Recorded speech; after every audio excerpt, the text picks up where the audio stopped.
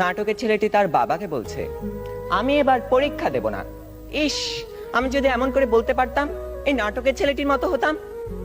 কিন্তু এ তো শুধু নাটকেই সম্ভব। আবার স্কুলের কথাই ধরুন না কেন, সব সময় পরীক্ষা লেগেই আছে।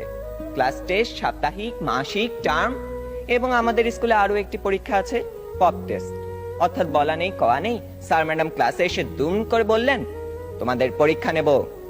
কি জ্বালা, এমনিতেই পরীক্ষার ভয় বাঁচি না, তা আবার এই পপ টেস্টের ভয় রাত দিন কাঁটা হয়ে থাকতে হয়।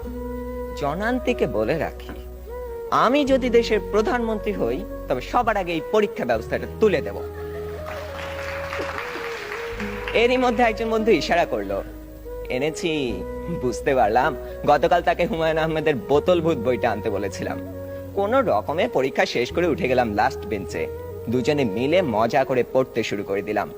গল্পে আছে হুমায়ুন ভূত পোষে, তা আবার বোতলে করে পকেটে রাখে। সে ভূতের খাবার চাঁদের আলো।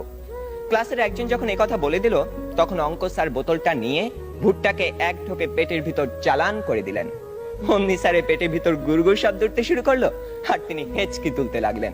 দম ফাটিয়ে হাসতে যাব, হঠাৎ কানে টান পড়তেই শটান দাঁড়িয়ে গেলাম।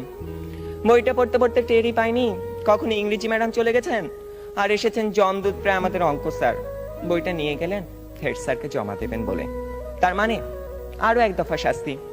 আপনারাই বলুন, এত শাসনের মধ্যে স্বাধীনভাবে কোনো কিছু করার উপায় নেই তো হওয়ার উপায় আছে?